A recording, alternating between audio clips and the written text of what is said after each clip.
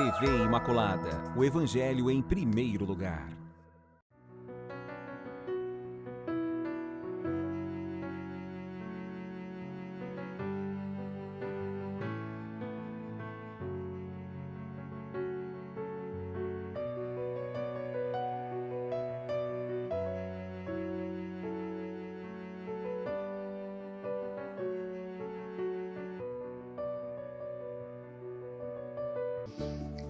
Olá, com muita alegria no coração, estamos de volta ao programa Respostas. Quero saudar a todos vocês que participam desse programa, saudar também aqueles que estão conhecendo ou participando pela primeira vez do programa Respostas, aqui pela TV Imaculada, essa TV que evangeliza, essa TV que informa, essa TV que nos ajuda a alimentar a nossa esperança.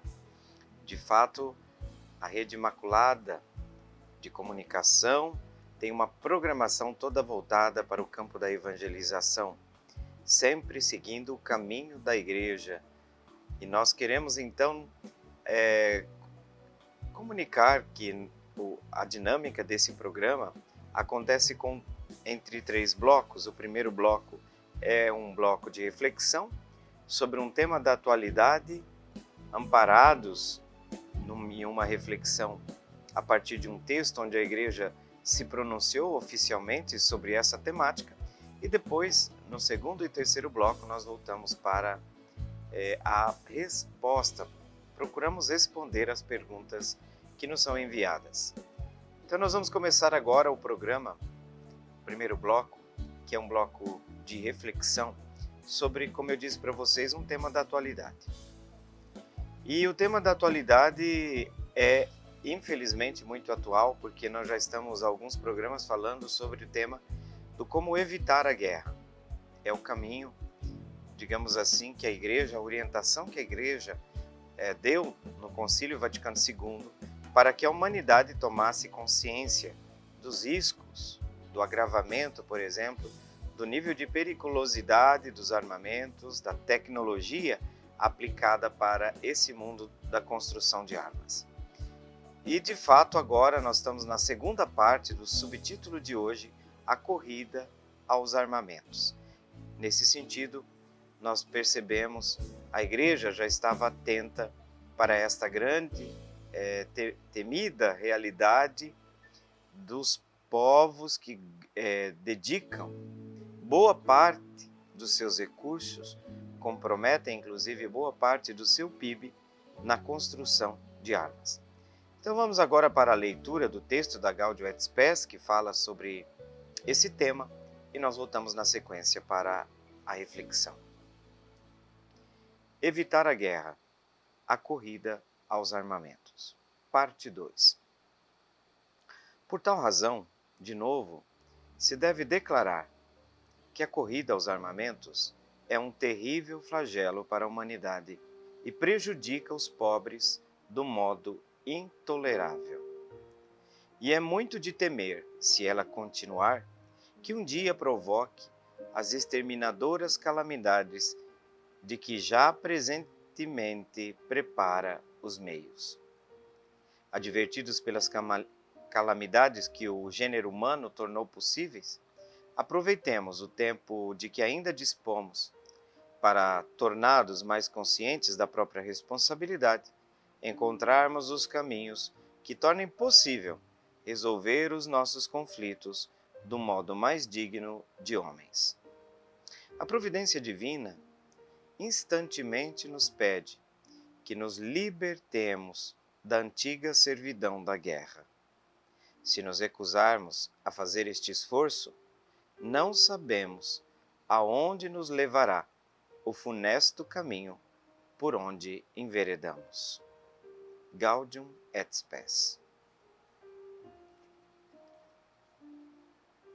Esse alerta que nós encontramos nesse texto da Gaudium, de fato usa termos pesados, e praticamente o alerta que a Igreja está dando aqui nessa parte do documento é dizendo que nós estamos cavando a nossa cova. Por quê? Porque enquanto a humanidade gasta, despende boa parte dos seus recursos. Temos uma questão aqui primeira, já que o documento vai colocar hoje, que é a questão da injustiça. Se você tira, né, dinheiro de um... O Estado é como uma família, né? Se você tira de um lugar, você... Ou vou dizer o contrário, né? Se você investe em uma coisa, você tem que tirar de outra. E tira da onde? E a gente percebe que o pensamento do mundo, ele é bem contrário ao pensamento de Cristo, porque se você for pensar, se nós quiséssemos realmente acabar com a fome, por exemplo, nós acabamos.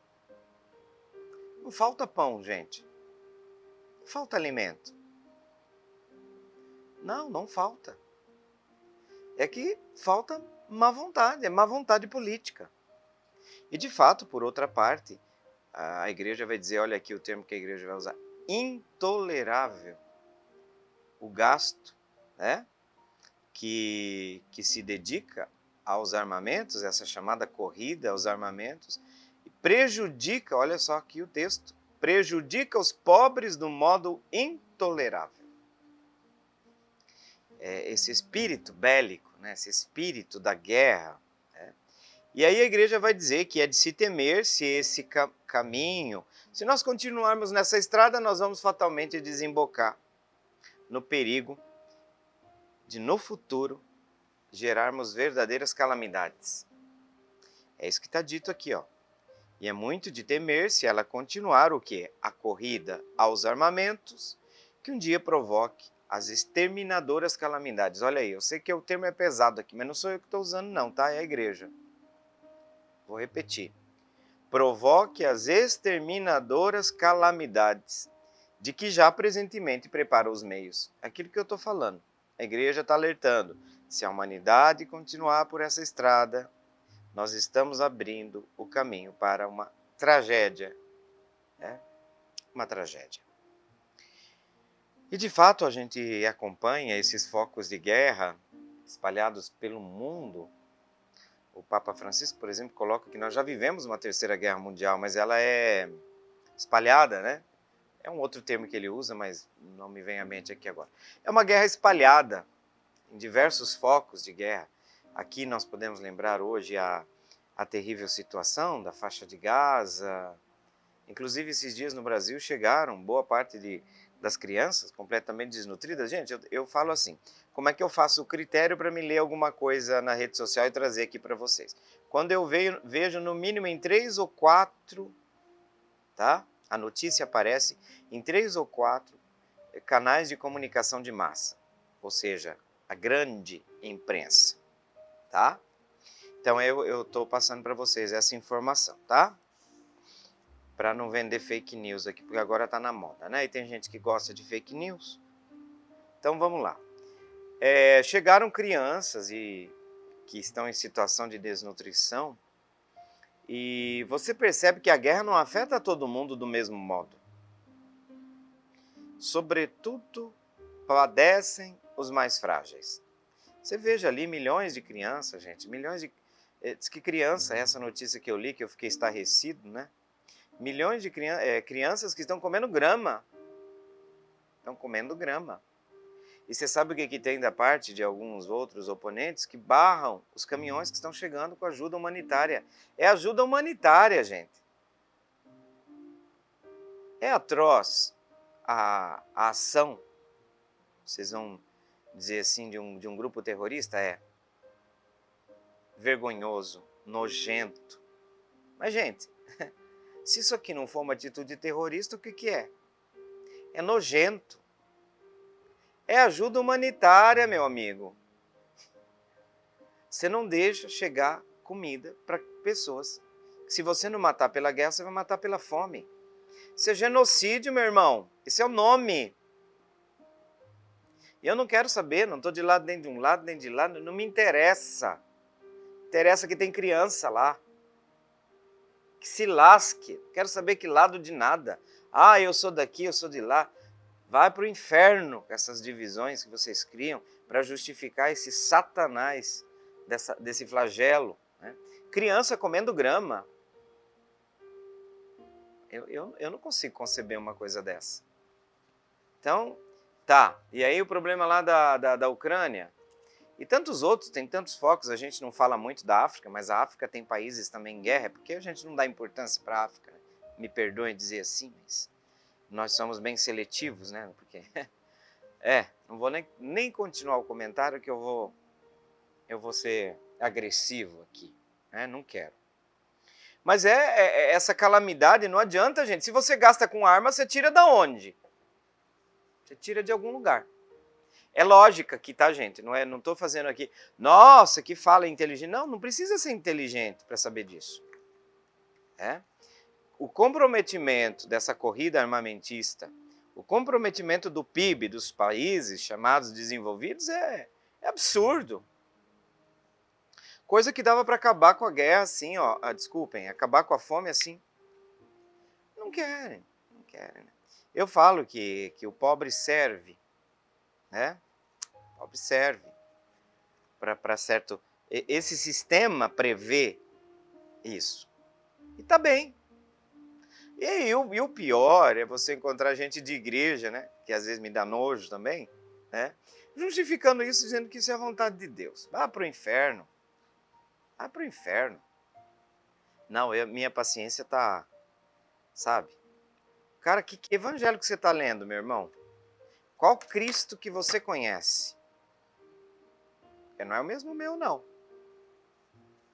Eu não conheço esse Deus aí, né? Isso que eu falo, que tem gente aí que cultua um Deus que não é o mesmo, não, gente. Não é o mesmo meu, não. Então, é preciso que a igreja, ouvir esse apelo da igreja, que já alertou, não sei se vocês lembram dos programas passados, não sei se você está assistindo na sequência o programa, mas já foi falado, olha gente, aumentou consideravelmente o grau de destruição desse armamento, porque a tecnologia aplicada para isso, gente. Pra vocês terem uma ideia, esses dias, também, isso é uma informação que eu peguei de 3, 4 canais, grandes canais de imprensa, diz que tem um raio agora que derruba a aeronave, derruba tudo que está no céu, tá? É tipo um raio laser. Eu vi a foto, né? Então, para a gente perceber que aos poucos, o cara quer derrubar um avião, ó, aperta um botão, nego, acabou, vamos derrubar o avião. Entendeu? Então, a gente precisa dar-se conta de que o chamado da igreja é para a gente reverter esse processo.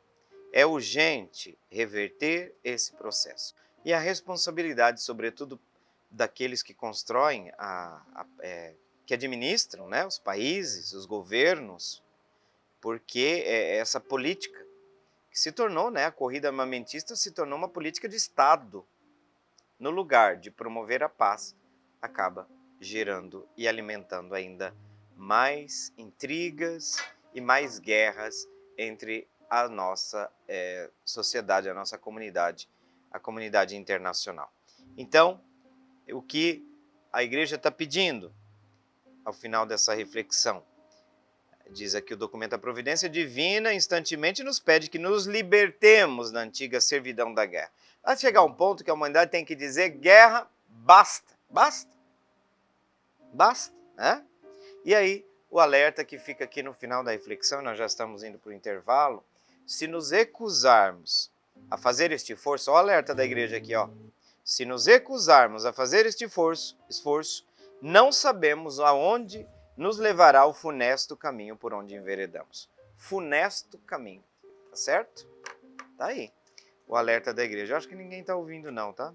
Mas tá bom.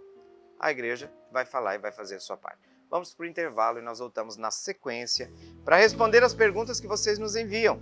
99347-0532 é o número do nosso WhatsApp, com código 67 aqui, Campo Grande, Mato Grosso do Sul. Gente, até daqui a pouco.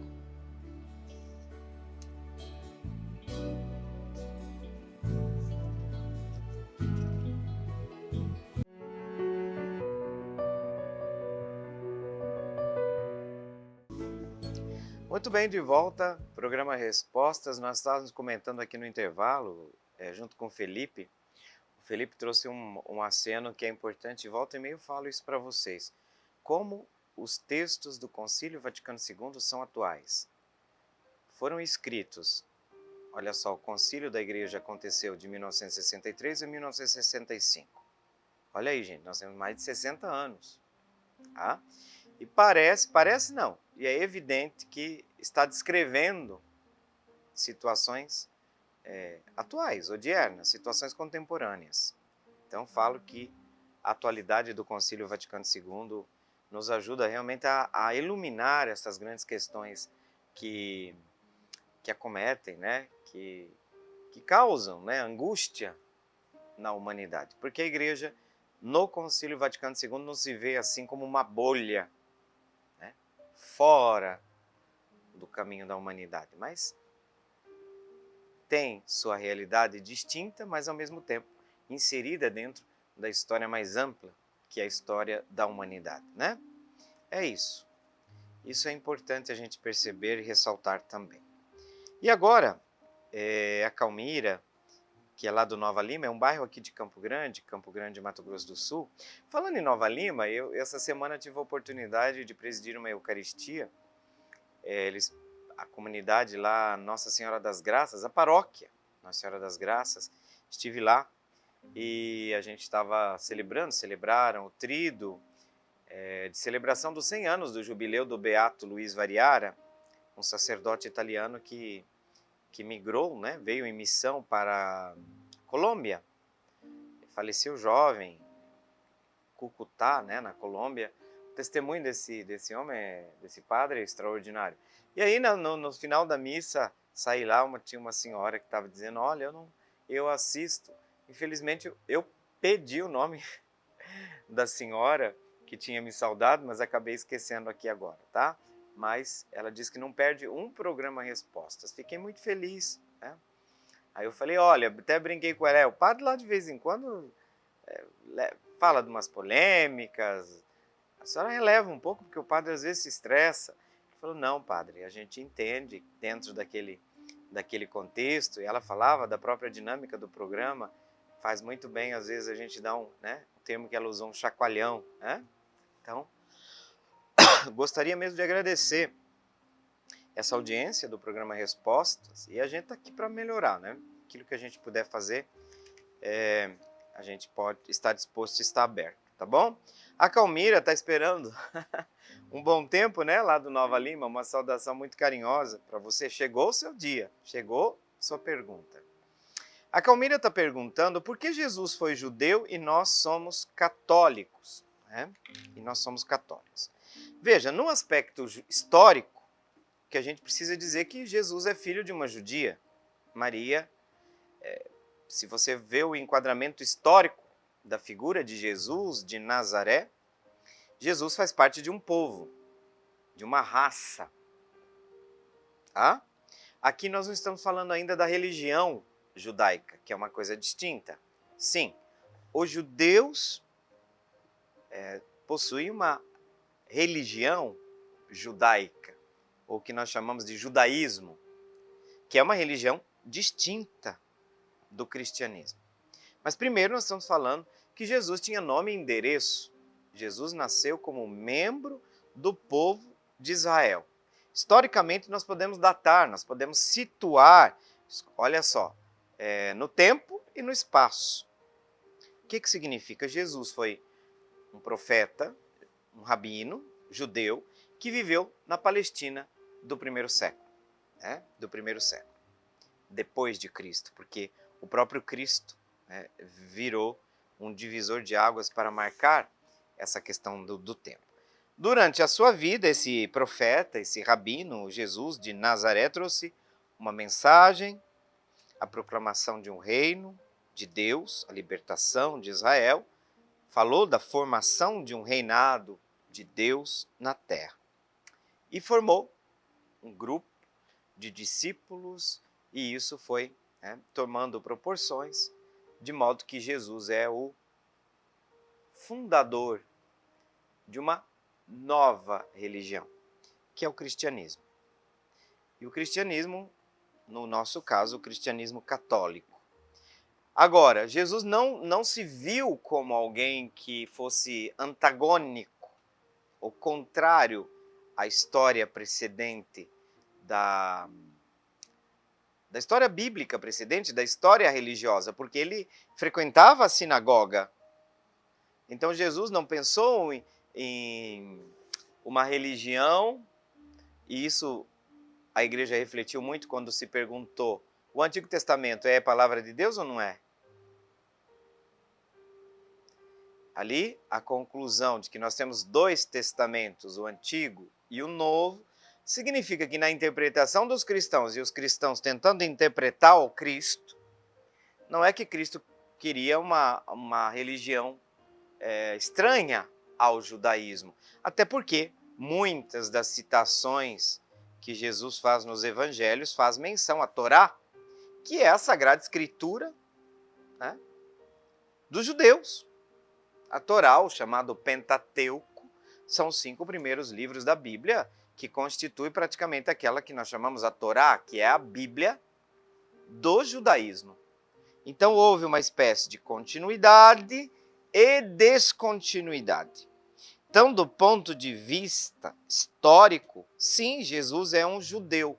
Se tivesse nascido na África, aqui eu estou falando da raça, seria um africano. Mas aqui do ponto de vista, primeiro, da raça. Sim, Calmira, Jesus foi um judeu. Judeu. Filho nascido de uma mãe judia, Jesus inclusive passou por todos os ritos. Foi um judeu do seu tempo. Passou inclusive pelo rito da circuncisão, de acordo com a lei judaica. Inclusive Lucas reporta isso lá no capítulo 2, no versículo 21, que Jesus José e Maria levaram o menino para ser circuncidado. Inclusive, Jesus se considerava, Calmira, um judeu praticante. Vamos falar assim? Um judeu fiel. E, inclusive, nós podemos dizer que Mateus, por exemplo, quando escreve para uma comunidade de judeus convertidos ao cristianismo. Judeus que aceitaram o Cristo como Messias, o reconhecem como Deus, reconhecem a mensagem de revelação em Cristo Jesus. Mas todo o judaísmo se converteu? Não, os judeus, a religião judaica, o judaísmo, nas suas diversas vertentes, não reconhecem, ainda hoje em Jesus, o Messias. Por isso que as pessoas têm feito, muito bacana a sua pergunta, porque tem gente fazendo confusão, Calmira, tá? Entre raça e religião. Jesus é membro do povo judeu, mas num determinado momento ele interpreta de uma maneira nova, dá uma continuidade toda a religião precedente do judaísmo, mas ele dá a nova e eterna aliança, a nova lei, que significa nova por quê? Porque tinha antiga. E a antiga lei, na antiga lei, Jesus remete aos profetas, remete aos patriarcas, lá no início, vamos falar dos patriarcas. Aí todos os períodos da história de Israel, aquilo que a gente conhece, narrado nas Sagradas Escrituras. Então, podemos dizer que nós podemos ter uma visão judaica de Jesus. Jesus como um hebreu, um judeu. Ele foi um judeu do seu tempo. Frequentava a sinagoga, frequentava o templo. Por exemplo, Jesus não era contra o templo. Era contra a interpretação, a exegese religiosa, contra o comércio que se estruturou ali em torno do templo, que causava, segundo a compreensão, uma injustiça muito grande. E a casa de Deus virou um antro de comércio. E Jesus disse, olha, basta. Mas Jesus não era contra o templo em si. Não, né? E vejam que podemos dizer que do seu nascimento até a sua última Páscoa, nós estamos, e essa narração disso nós temos aqui em Lucas, continua ali no capítulo 22, você pode ler ali, Calmira, no versículos 14 e 15. Lucas 22, versículos 14 e 15. Jesus viveu como um judeu devoto, tá? Então, se Jesus era judeu, por que é que os cristãos não seguem o judaísmo? Porque, de fato, houve nós podemos dizer assim, uma reinterpretação, Calmira, e podemos dizer que Jesus fundou uma nova religião, né?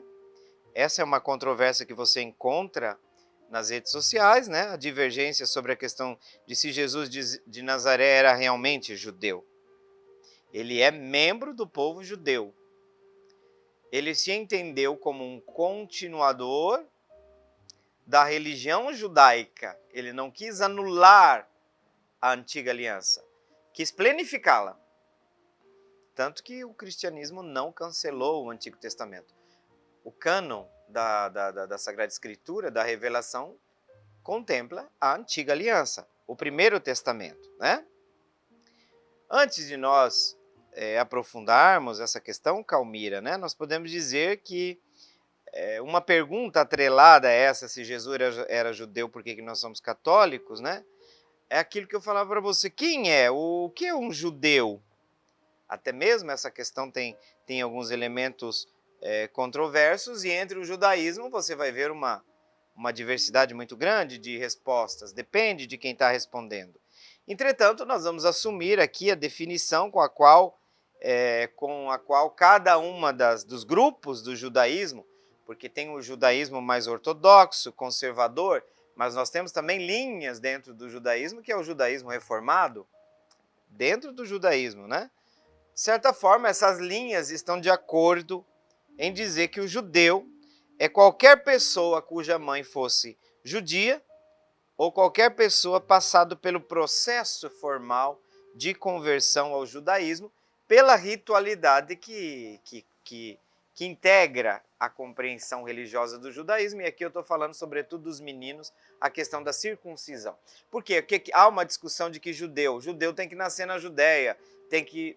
Não, mas então quem está fora, na diáspora? Quem nasceu nos Estados Unidos?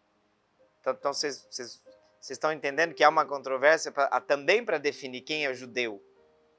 Tem muita gente que se diz judeu, nasceu nos Estados Unidos, nasceu no Brasil, se declara judeu e também se declara membro da religião judaica, até porque não aceitou Cristo como Messias. Então, o judaísmo é uma religião. Uma outra coisa importante para a gente dizer para você, Calmira, tá? É que embora a Bíblia hebraica, que é o Pentateuco que eu falo, indique, né, não indique especificamente uma espécie de descendência, que nós vamos chamar assim, do lado materno, né? O judaísmo rabínico moderno, por exemplo, vai acreditar que existem várias passagens na Torá onde isso seja entendido, ou seja, que judeu é filho de uma mãe judia, ou isso está insinuado, por exemplo, em Deuteronômio, no Levítico, em Esdra, tá? E também há vários exemplos na Escritura, Calmira, de gentios, pagãos, né, se convertendo ao judaísmo. Por exemplo, Ruth, que é moabita. E daí, ela é uma judia? Tá vendo? Ruth é um exemplo, ela é moabita, ela é de uma nação pagã, são gentios. Você sabe que até no templo tinha o átrio dos gentios, que era uma antessala, né? uma espécie de átrio, que não está dentro do recinto do santuário, mas também não está fora. Então os gentios podiam ali conhecer um pouco mais, se aproximar um pouco mais da religião judaica, né? Do judaísmo. Então, para você ver que existem várias questões aí inerentes, muito interessante sua pergunta, mas de fato nós temos hoje o cristianismo, que é diferente do judaísmo. Mas se nós vamos falar da questão da linhagem de Jesus, da questão histórica, Jesus era um hebreu, um judeu devoto, praticante, inclusive, da religião do seu tempo. Tá certo? Gente, nós vamos, Calmira, muito obrigado pela sua pergunta. E nós vamos agora para o intervalo, voltamos na sequência. Vou repetir mais uma vez, 993470532, 67 o código. Você pode ainda dar tempo de enviar sua pergunta ainda hoje, o seu comentário. Até daqui a pouco.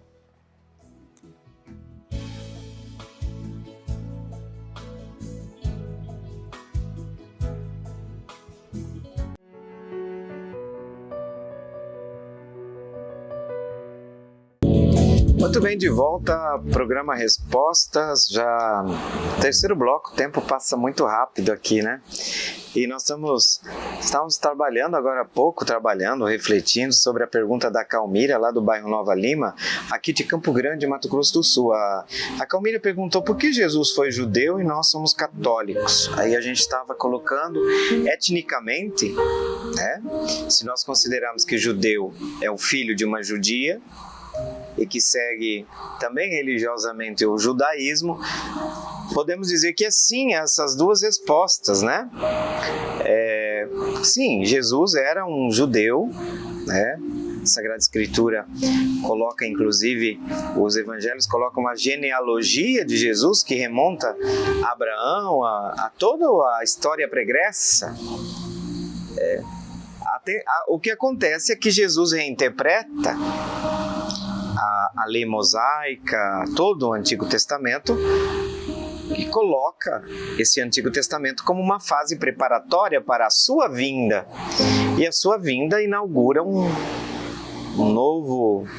nova, né, compreensão religiosa de mundo, que não cancela aquela anterior, mas que leva, o termo que eu usei, leva à plenitude. Então, só para comentar ainda um pouquinho para você, Calmira, porque eu entendi sua pergunta, né? Porque é na linha, se Jesus era um judeu, por que os cristãos não seguem o judaísmo? Eu entendi. Muito inteligente, inclusive, sua pergunta, né? As leis do judaísmo foram dadas a Moisés para os filhos de Israel, através de um pacto sagrado, que a gente chama de aliança, que foi entregue, que foi dado, selado no Monte Sinai. Aqui nós estamos na origem religiosa do judaísmo, que se entrelaça com a dimensão étnica, com a dimensão étnica, né? Isso tudo está registrado, por exemplo, no livro do Êxodo. E depois, nessa aliança que Deus faz com Moisés e Israel sente-se partner, né, com Deus, dessa aliança, Deus escreveu as suas leis, as famosas tábuas de pedra, né? E Israel foi ordenado a ser obediente, a seguir somente ao Deus de Israel, né? Em tudo aquilo que lhes tinha sido revelado. Porém, para a compreensão de Jesus, esta aliança maravilhosa era apenas um traço, vamos assim dizer, um retrato de um pacto, uma dimensão propedêutica preparatória para um pacto novo que Deus um dia daria a seu povo por meio do seu Filho Jesus Cristo, né? Tanto o judeu como o gentil é convidado, né? Essa nova aliança é registrada em Jeremias, que já fala da promessa de uma nova aliança, né? Estão chegando os dias, declara o Senhor, quando farei uma nova aliança com a comunidade de Israel e com a comunidade de Judá. Vocês estão vendo que já as profecias, aqui nós estamos falando de Jeremias, falava no Pentateuco, já falando nos profetas, nos livros proféticos aqui especificamente, falava já de uma nova aliança que iria surgir na história da humanidade. Jesus entende que ele a nova aliança é selada, inclusive, não mais no sangue do cordeiro, dos animais sacrificados, oferecidos em oblação, no holocausto, mas é ele selado no seu sangue, né? No seu sangue. E os cristãos não seguem, de fato, o judaísmo, porque para nós a aliança mosaica foi cumprida plenamente em Jesus Cristo. Por isso nós seguimos Jesus Cristo, né? Jesus, por exemplo, diz: não pensem que eu vim abolir a lei ou os profetas. Eu não vim abolir, mas cumprir. Numa outra tradução ele vai dizer: eu vim levar a plenitude, fazer com que aquilo chegue à sua plenitude. Então não está cancelando o que aconteceu antes na primeira aliança, que nós chamamos comumente de Antigo Testamento. Ele não diz que ele veio cancelar isso. Eu não vim abolir a lei e os profetas, mas eu vim Não vim abolir, eu vim cumprir. Então vejam, o escritor, aqui nós estamos falando dos Hebreus especificamente, evidentemente chama de uma nova aliança. Em Cristo se estabelece uma nova aliança. Se existe uma nova, tornou, de certa forma, antiquada.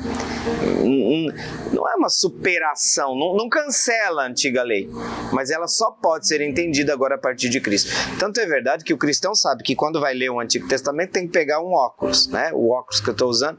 Qual é o óculos? Do Novo. Tem que ser lido cristologicamente o Antigo Testamento, porque só em Cristo nós entendemos realmente o Antigo Testamento. Interessante isso, né?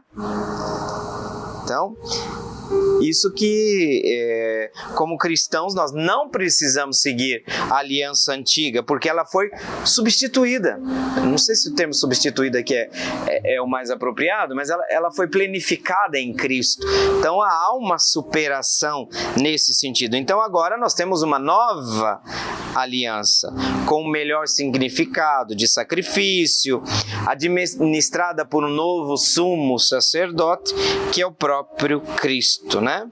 Então, nesse sentido, os cristãos não seguem o judaísmo, até porque os judeus não acreditam que Cristo é o Filho de Deus, não acreditam que ele é o Messias. Então tem muita gente aí do âmbito, sobretudo do âmbito cristão reformado, que está fazendo muita confusão, achando que o judeu que está Israel de hoje é o Israel bíblico, no sentido de que são aqueles que se converteram ao cristianismo. Israel continua um país onde predominantemente se domina o judaísmo. O judaísmo não acredita que Cristo, como nós cremos em Cristo, para eles Cristo, dependendo da corrente, há um profeta importante, mas nada mais que isso. Entendeu? Então, para nós, foi superada essa antiga lei, Calmira. Tá bom? Muito obrigado. Valorizei sua pergunta para você ver, né? A gente veio até aqui, esse segundo momento também do último bloco. E agora, a pergunta do Gustavo, lá do bairro Santa Luzia, é uma pergunta de escatologia, é um campo, um ramo dentro da teologia que estuda as últimas realidades. Lembra-te do teu fim, é a passagem do Eclesiástico, né? Lembra-te do teu fim, e nesse sentido a palavra escatologia vem de escato, que significa fim, realidades últimas. Então é a temática que vai englobar juízo final, céu, começa com a morte.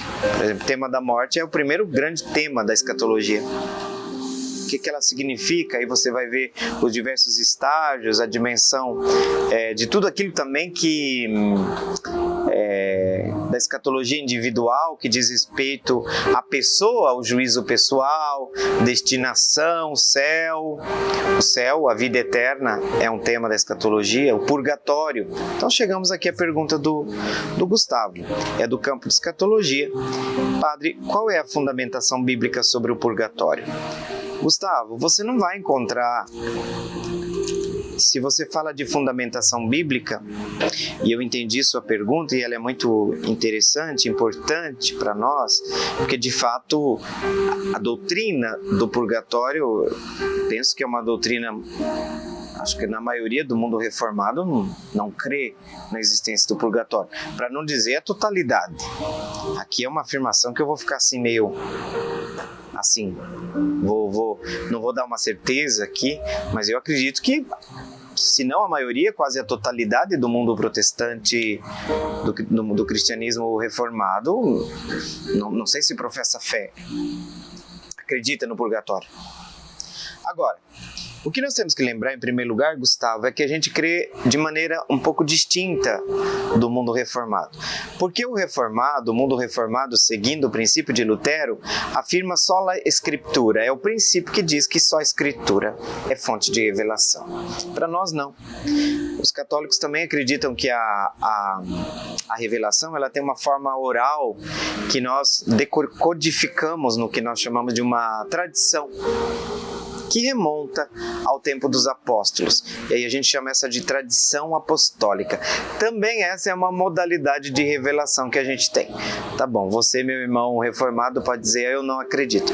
Mas nós acreditamos na revelação presente na Sagrada Escritura. Na revelação também Deus se revela, segundo nossa fé, se revela também na Sagrada Tradição. Tá? Sagrada Tradição. Então nós vamos encontrar, Gustavo, dados muito mais pormenorizados, explícitos, em alguns pronunciamentos dos papas, em alguns concílios. Eu não diria que são grandes concílios, mas momentos chaves da história onde a igreja hoje chega a essa conclusão da existência do purgatório. Mas a tua pergunta é do ponto de vista bíblico.